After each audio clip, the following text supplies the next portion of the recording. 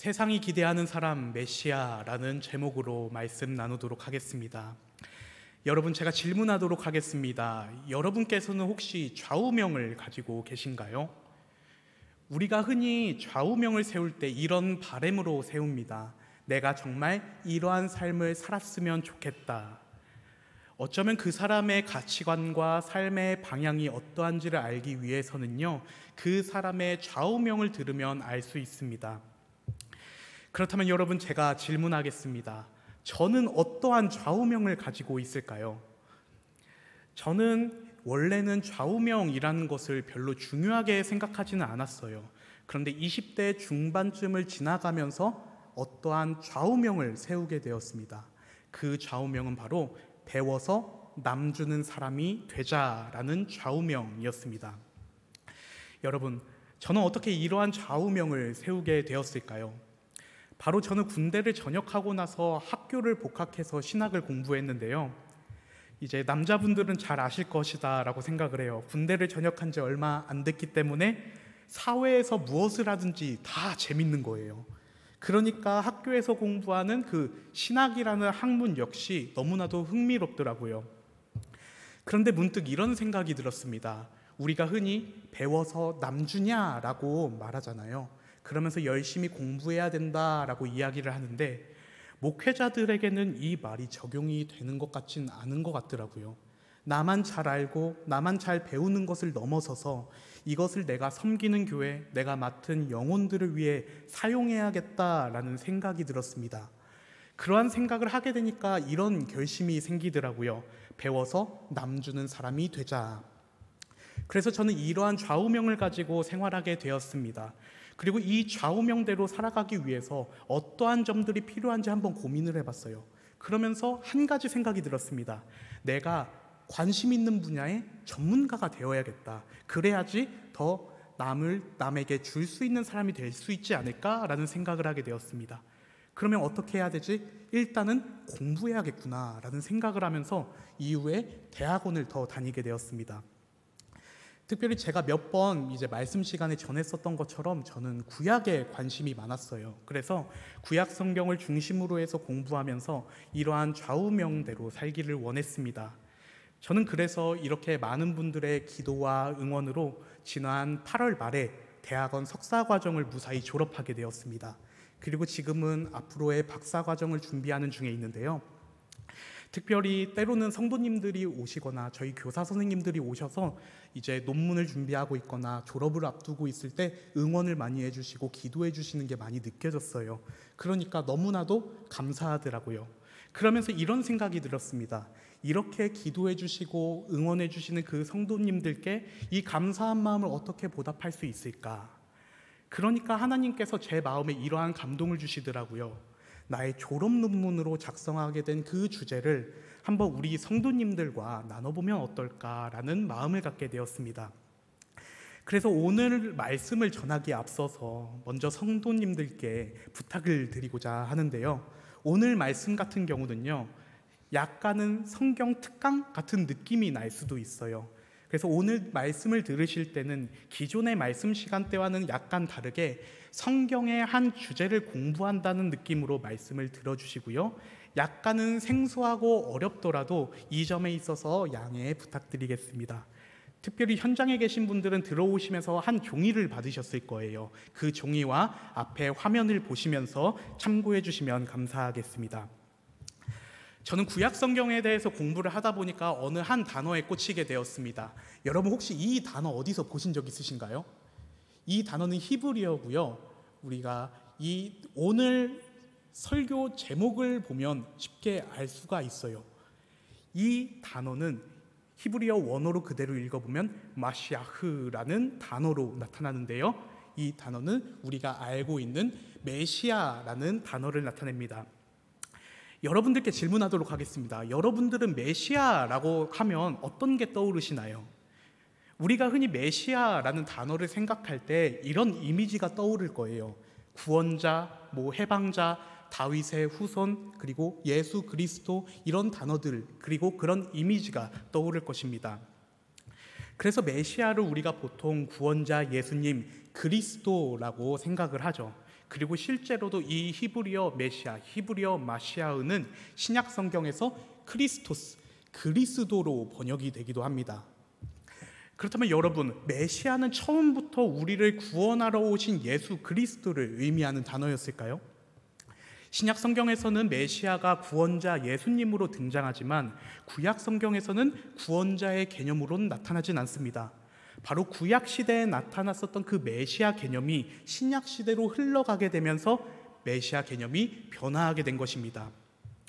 그래서 저는 오늘 구약에 나타난 그 메시아 개념이 어떻게 변화하면서 오늘날 신약에 나타난 예수 그리스도를 나타나는 단어가 되었는지, 그리고 이 메시아 단어를 통해서 오늘날 우리에게 어떠한 교훈을 주고 있는지 한번 여러분들과 나누고자 합니다. 여러분, 이 마시아흐라는 이 단어를 알기 위해서는요, 이 단어가 어디에서 유래를 했는지에 대해서 알아볼 필요성이 있어요. 히브리어에서는 중요한 특징이 있습니다. 바로 한글은 왼쪽에서 오른쪽으로 읽잖아요. 히브리어는 반대로 오른쪽에서 왼쪽으로 읽습니다. 그리고 약간 또 중요한 특징이 있습니다. 히브리어는 기본적으로 세 가지 자음으로 이루어진 동사가 기본형으로 구성이 되어져 있습니다. 약간 어렵죠? 조금 부연 설명을 하자면 세 개의 자음이나 앞에나 뒤에 붙여져서 그 의미를 나타냅니다. 그래서 히브리어 한 단어가 딱 주어졌을 때 그 단어 하나만으로 문장이 나타날 수도 있고요. 그리고 아무리 긴 단어가 있을지라도 그 단어의 핵심 자음 3개만 딱 골라낸다면 그 뜻을 바로 알 수가 있습니다. 그래서 실제로도 히브리어 단어 50개만 알면요, 구약 성경의 반을 해석할 수가 있어요. 그리고 약 700개의 단어만 알고 있다면 구약 성경의 약 80%의 단어들을 알 수가 있습니다. 80%를 해석할 수가 있습니다. 그래서 이 메시아 단어 같은 경우는요, 어떻게 보면 그림 같죠. 약간 지렁이가 이렇게 꿈틀거리는 것 같기도 한데 요거입니다. 이제 그 미음처럼 생긴 거, 쇠창새처럼 생긴 거, 그리고 그 알파벳 H처럼 생긴 거, 이렇게 세 글자를 뽑아낼 수가 있어요.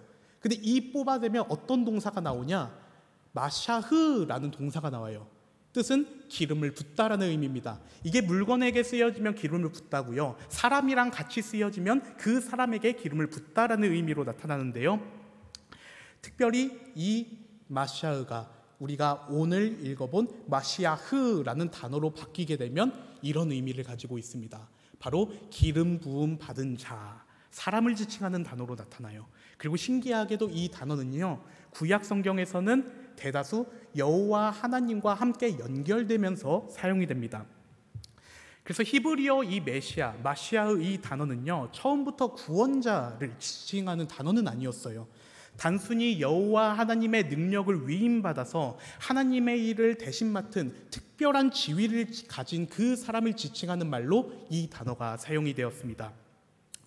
그렇다면 여러분, 제가 질문하겠습니다. 이 단어는 구약 성경에서 누구를 지칭하고 있을까요? 구약 성경에서는 이 단어가 39번 등장을 하게 되는데요, 이것을 총 4개의 부류로 해서 나눠볼 수가 있습니다. 제일 많이 나타나는 이 부류로는 왕으로 나타납니다. 보통 사울과 다윗을 지칭할 때 이 메시아 단어가 사용이 되고요, 때로는 솔로몬이나 시드기야를 지칭할 때도 나타났습니다. 그리고 심지어는 이 인물을 가리킬 때도 메시아 단어가 사용이 되었습니다. 바로 페르시아의 왕 고레스에게 이 메시아 단어가 사용이 되었어요.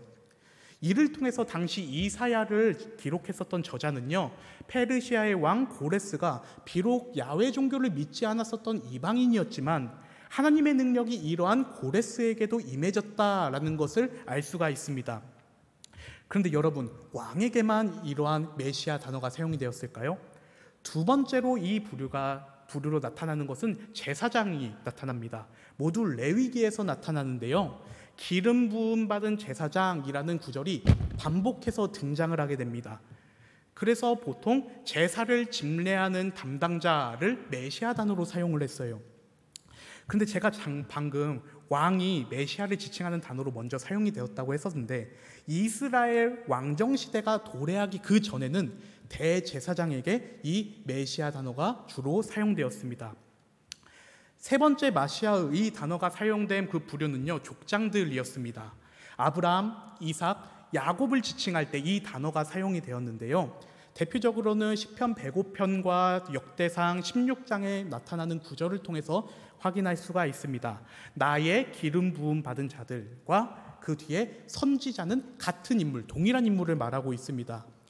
우리가 한때 족장들을 선지자로 여겼을 때가 있었어요. 그렇기 때문에 여기에서 말하는 선지자는요, 우리가 아는 이사야나 예레미야와 같은 선지자로는 보기는 어렵습니다. 지금까지의 이 단어를 한번 정리를 해보자면요, 보통 여기에서의 공통점이 있습니다. 바로 과거의 역사적인 인물을 지칭했을 때 이 단어가 사용이 되었다라는 거예요. 그래서 구약 성경에 나타나는 이 메시아 단어는요, 처음부터 예수님을 지칭하는 단어로는 사용되지 않았고요, 그들이 살고 있는 동시대의 인물 또는 과거의 인물을 가리킬 때 사용이 되었습니다. 그런데 여러분, 제가 이렇게 처음부터 쭉 이렇게 이야기를 했는데 4가지 부류라고 제가 이야기했는데 지금까지 3가지 부류에 대해서 알려드렸어요. 그럼 나머지 한 부류는 약간 이전에 나왔었던 그런 부류들과는 차이가 있습니다. 다니엘서 9장 25절에서 26절을 보면 알 수가 있습니다. 이 말씀을 보게 되면요, 어떤 의미를 가지고 있는지 알려드리도록 하겠습니다. 이 말씀은 예레미야가 선포했었던 그 예언에 대한 설명이 기록이 되어져 있습니다.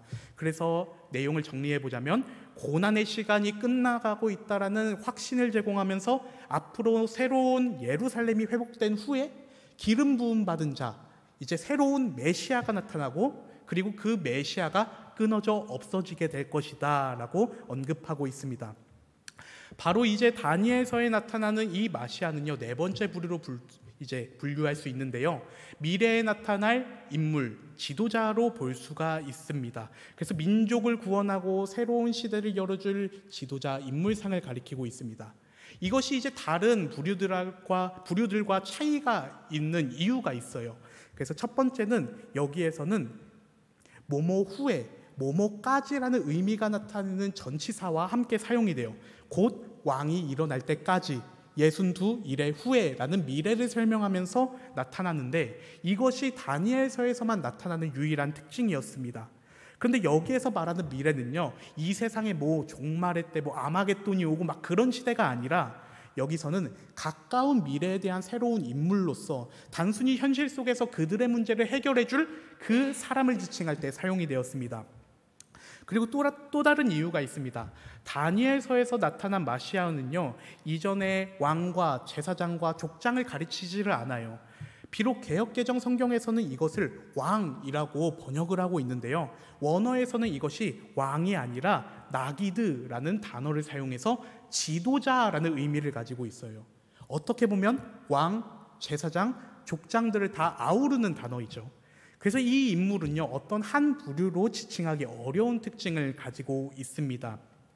그래서 이 단어는요, 조금 영어로 번역을 하면 이렇게 번역을 할 수가 있는데요, 이거에 대한 의미가 조금 추상적인 의미예요.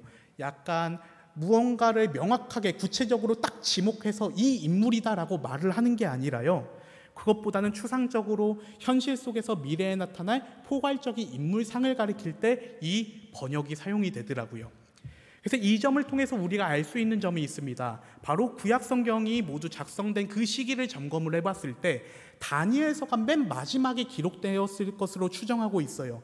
그래서 그 시기에 메시아가 왕이나 제사장이나 족장과 같은 인물과 동일선상에 둘 수 없는 부류다라고 이야기를 하고 있습니다. 이전에는 보지 못했었던 새로운 인물을 이 시기에 기대했었던 것입니다. 여기까지의 의미를 간단하게 살펴보도록 하겠습니다. 정리를 해보면요, 바로 구약 성경에서 이 단어는 초기에는 단순히 기름 부음 받은 자라는 의미를 가지면서 왕이나 제사장이나 족장을 가리키는 말로 사용이 되었습니다. 그리고 그 이후에는 다니엘서에서는 추상적인 의미로서 그들의 문제를 해결해 줄 새로운 인물을 기대했습니다. 그리고 이 단어는 이를 통해서 알 수 있는 것은 다니엘서에서 이전보다 발전된 이런 메시아 개념이 나타난다라는 점을 알 수 있습니다. 여기까지 이제 구약 성경에 대한 메시아의 모습을 살펴보았는데요, 그런데 보면 이런 의문이 생길 수도 있어요. 최종적으로 이제 구약 성경에서 볼 수 있는 이 메시아가 과거의 인물이나 이 세상 속에서 나타나는 무슨 추상적인 인물상으로는 나타나는데, 이러한 모습이 신약 성경에서 나타나는 메시아 예수님하고는 다르지 않은가? 라는 질문이 생길 수도 있어요. 어떻게 보면 이것은 당연히 들 질문입니다. 왜냐하면 다니엘서가 모두 작성되었다라고 기록된 그 시기가 기원전 150년경이에요. 어떻게 보면 예수님이 탄생하실 그 기점을 봤을 때 한 150에서 200년경에 공백이 생기게 됩니다. 우리가 보면 우리나라 근현대사만 봐도 200년 정도의 역사예요. 그 역사 가운데 아주 다양한 에피소드와 사건들이 있는 것처럼 이 시기에 이 이스라엘도 마찬가지였습니다. 바로 고대 이스라엘인들이나 곧 이제 초기 유대교인들이 가지고 있는 그 사상이 계속해서 변화했을 것입니다. 여기서 우리가 짚고 넘어가야 될 점이 있어요. 바로 이 구약 성경과 신약 성경 그 사이에 기록되었었던 자료나 문헌을 한번 참고해 볼 필요성이 있습니다. 그래야지 다니엘서에 나타난 그 메시아 개념이 그 이후에 어떻게 변하게 되었고 결국 신약 성경의 메시아 예수님을 지칭하는 단어가 되었는지 알 수가 있습니다. 오늘 제가 그에 대한 이제 문헌에 대해서 간단하게 알려드리고자 하는데요. 바로 쿰란 공동체가 작성한 사회 두루마리입니다. 이 문헌은요, 구약 성경 시대가 지나가고 신약 성경 시대가 오기 전에 그 사이에 작성된 문헌이었는데요. 여기에 메시아 개념에 대해서 아주 잘 기록이 되어져 있습니다. 그리고 이 개념은요, 신약 성경과 초기 기독교의 메시아 개념의 큰 기반이 되기도 합니다. 여기 사회 두루마리에 나타난 이 개념을 보기 위해서 이 단어가 총 25번 사용됐어요. 13개의 자료에서 나타나는데 이것을 총 3개의 부류로 나눌 수가 있습니다. 초기 문헌, 중기 문헌, 후기 문헌의 모습인데요. 초기 문헌에서는 먼저 이렇게 이야기를 하고 있습니다. 어떻게 보면 우리의 신앙관을 조금 뒤흔들 법한 이야기가 등장을 합니다. 바로 메시아가 한 명이 아니라 2명이 나타난다라고 이야기를 하는 거예요. 그래서 어떻게 이야기하냐? 아론과 이스라엘의 메시아들이라는 말이 반복해서 등장을 하고 있습니다. 여기에서 보게 되면 어떻게 보면 다니엘서에 나타났었던 특징들이 있어요. 그 뒤에까지 내용을 보게 되면 아론과 이스라엘의 메시아들이 나타날 때까지, 일어날 때까지, 오실 때까지라는 전치사와 결합되면서 이 또한 미래에 나타난 인물을 기대하고 있는데요. 여기서 이제 이 두 인물에 대해서 한번 집중해 볼 필요성이 있어요. 아론은 제사장이었죠. 그리고 이스라엘은 나라의 왕을 의미합니다. 그래서 이 초기 문헌을 통해서 알 수 있는 거는요, 현실 속에서 그들의 문제를 해결해 줄 제사장하고 왕이 필요했다라는 겁니다. 그렇게 한 명의 메시아를 기대한 것이 아니라 2명을 기대한 거죠. 이 점에 대해서는 우리가 역사적 배경을 한번 점검해 볼 필요성이 있어요. 간단하게 요약해서 말씀드리자면 에스라 느헤미야가 성전을 재건하고 이제 율법을 선포했습니다. 하지만 그 안에서는 계속 정치적인 문제가 있었어요. 그러던 중에 기원전 2세기에 하스모니아라는 왕조가 왕으로서 정치적인 통치를 하면서 동시에 제사장으로서 같은 인물이 종교적인 통치까지 해요. 모든 통치권을 가지게 된 거죠. 그러면서 엄청난 폭정을 하게 되었습니다. 이러한 세력에 반대했었던 사람들 중 대표적인 그룹이 바로 쿰란 공동체였고요. 그리고 이들은 무엇보다 한 명의 모든 통치권을 가지는 현실 속 상황에 반대하면서 이 세상 속에서 이러한 폭정 속에서 구출해줄 2명의 메시아를 기대했었던 겁니다. 근데 이것이 초기 문헌을 넘어가서 이제 중기 문헌에서는 다시 한 명의 메시아로 좁혀들게 돼요. 그래서 여기에서 보게 되면 어떤 게 나타나냐? 더 이상 이제 제사장으로 기대되는 이제 메시아가 나타나진 않아요. 근데 이제 이스라엘의 왕만을 나타났는데 이전까지는 이스라엘의 메시아 중 어떤 왕을 기대하는지는 나타나지 않았지만 여기 중기 문헌에서는 분명하게 나타나고 있습니다. 바로 다윗의 가지라는 표현들이 등장을 하면서 여기에서부터는 이제 다윗의 후손으로 오실 왕을 기대하기 시작을 했습니다. 그래서 여기서는 대표적으로 2개의 자료에서만 살펴보았지만 많은 자료들에서 그렇게 나타나고 있습니다. 그래서 여기에서는 오히려 이스라엘의 메시아는 특히 다윗의 후손으로 나타날 왕을 기대하고 있는데요. 바로 초기 문헌과 중기 문헌의 모습을 보게 되면 그들의 현실 속에서 그 사람들은 그들의 문제를 해결해 줄 새로운 인물을 구했다. 어떻게 보면 다니엘서에 나타난 모습과 비슷한 인물상을 구했다라는 것을 알 수가 있습니다. 그리고 그 이후에 후기 문헌을 넘어가게 되면 이러한 현실 속 메시아의 모습을 넘어서서 이제는 초월적인 메시아를 기대를 하고 있습니다. 신적인 사람의 모습과 인간의 모습, 신성과 인성이 같이 겸비해 있는 그러한 메시아의 모습이 나타납니다. 어떻게 보면 예수님께서 나타나는 모습과도 비슷한 모습이 나타납니다. 여기서 이제 글씨가 작기는 하지만 사자라는 빨간색 글씨가 있어요. 여기에서 사자는 하나님의 천사를 의미합니다. 그리고 이 천사는 마시아의 메시아와 동일한 인물로 나타나고 있습니다. 그래서 여기에서의 그 역할은요, 그들을 위로하고 구원을 선포하는 역할을 하고 있습니다. 특별히 이 문헌에서는요, 다니엘서 9장 25절의 내용을 재해석하고 있는데요, 이 인물은 그래서 한 명으로는 나타나지만 왕과 제사장과 같은 지도자적인 특징도 가져 있고 천사의 특징도 가지고 있는, 이렇게 인성과 신성이 같이 겸비했었던 초월적인 메시아 모습을 볼 수가 있었습니다. 여기에서도 이렇게 변화가 되었다라는 추정하고 있는 근거가 있어요. 바로 역사적 배경을 살펴보게 되면 이 문헌들이 나오기 시작을 했을 때 아까 언급했었던 하스모니아 왕조가 이제 멸망하게 되고 본격적으로 로마가 통치를 하게 돼요. 로마가 통치를 하게 되면서 이전보다 더 큰 고난이 찾아오게 됩니다. 그 당시 사람들은요, 하스모니아라는 왕조가 멸망하게 된다라면 이제는 고통 없는 새로운 시대가 찾아올 것이다 라는 기대가 있었어요. 그런데 더 큰 심한 고난이 찾아오게 된 것입니다. 그래서 그 사람들은요, 그러한 삶의 현실 속에서 현실 속 메시아보다 초월적인 메시아를 선호하게 되었습니다. 그리고 이러한 모습이 이제 초기 기독교와 신약 성경에 나타나는 메시아 기념에 큰 기반을 마련을 해주고 있습니다. 저희는 지금까지 해서 이제 구약 성경과 사해 두루마리 속에 나타난 메시아의 모습을 한번 살펴보았는데요, 이것을 정리하면 이렇게 표현을 할 수가 있습니다. 바로 메시아가 과거의 인물, 역사적 인물을 계속해서 지칭하면서 다니엘서와 이 사해 두루마리 초기 중기 문헌에서는 현실 속에서 그들의 삶의 문제를 해결해 줄 그 현실적인 인물을 기대했다가 나중에는 후기 문헌에서는 현실을 넘어서서 천사와 지도자와 같은 모습으로 결합된 초월적인 메시아로 기대되는 변화 양상이 나타나게 됩니다. 여러분, 저는 오늘 이 말씀 준비하면서 고민을 많이 했어요. 어떻게 내가 이렇게 한 거를 성도님들께 잘 전해드릴 수 있을까라는 고민을 하면서 계속 이런 질문이 생기더라고요. 오늘날의 메시아, 기름 부음 받은 자는 누구일까라는 생각이 들었습니다. 여기서부터는 어려운 내용 없습니다. 그냥 쉽게 들어와 주시면 좋을 것 같은데요, 메시아의 개념이 변화가 되는 그 지점에서 그들의 역사적 배경을 살펴보게 되면요, 그 당시 사람들이 현실 속에서의 위기나 고난이나 어려움이 있더라고요.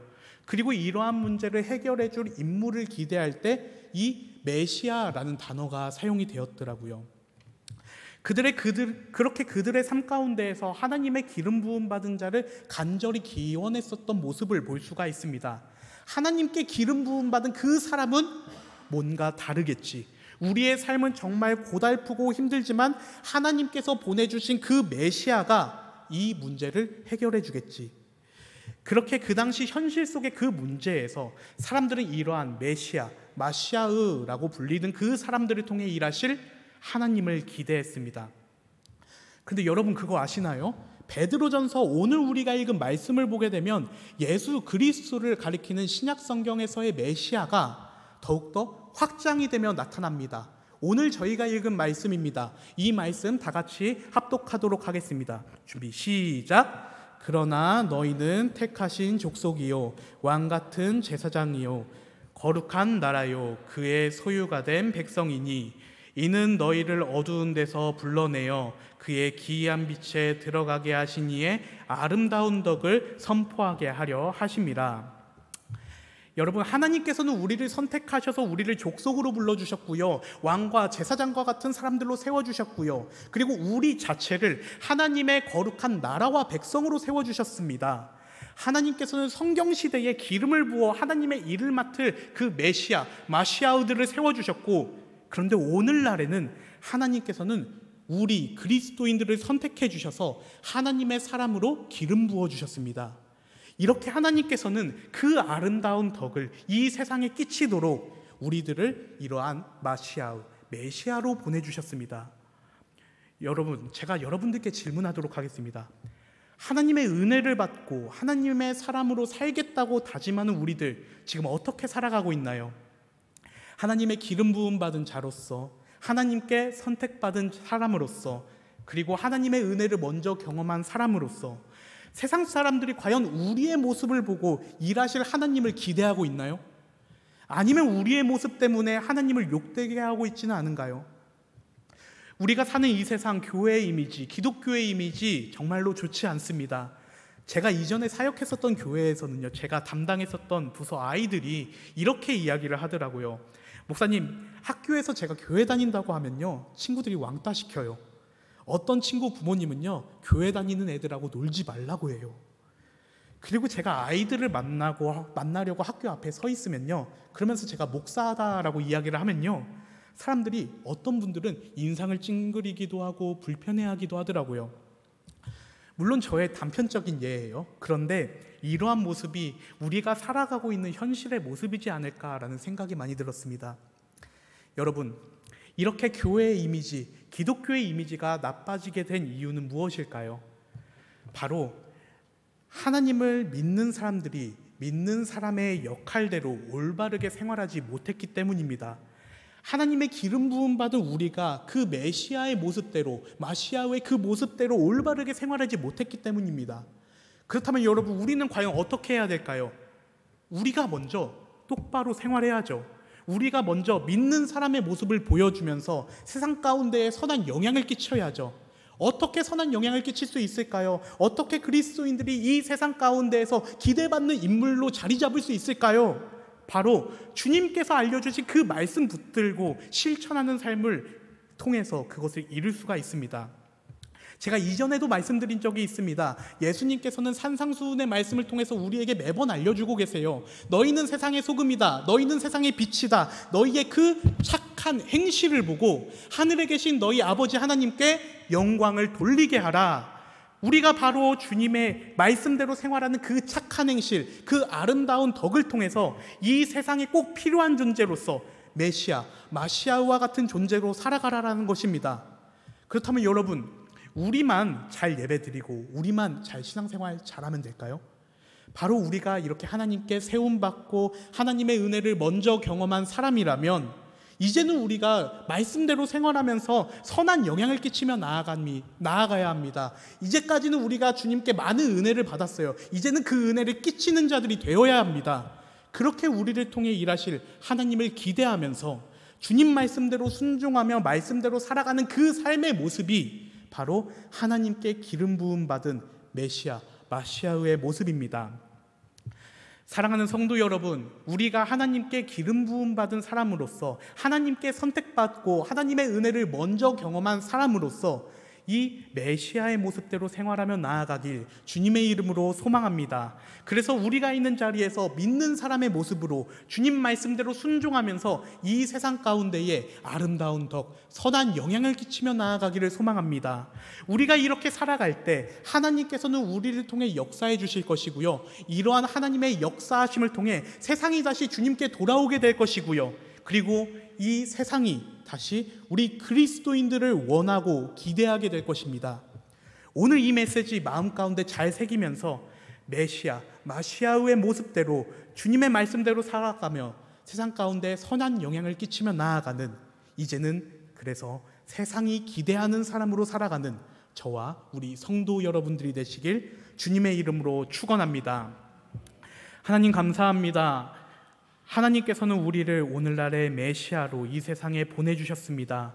이제는 우리가 그 메시아의 모습대로 살아가기를 원합니다. 지금 이 시간 우리가 결단하며 나아가오니 주님의 말씀에 날마다 순종하면서 이 세상 가운데 선한 영향을 끼치며 하나님께서 우리를 세워주신 그 목적대로 메시아의 모습대로 살아가게 하여 주시옵소서. 그래서 우리를 통해 일하신 하나님의 그 역사하심으로 세상이 다시 주님께 돌아오고 우리 그리스도인들이 세상이 기대하는 사람으로 여겨지게 하여 주시옵소서. 하나님, 이 시간 우리가 더욱더 간절한 마음으로 찬양하고 기도하며 나아가기를 원합니다. 이 자리 가운데 주님께서 함께하여 주셔서 오늘 들은 말씀 마음 가운데 새기며 말씀대로 순종하며 결단하는 귀한 시간 되게 하여 주시옵소서. 모든 것에 감사드립니다. 주님 사랑합니다. 우리의 영원한 메시아 되신 예수 그리스도의 이름으로 기도드립니다. 아멘.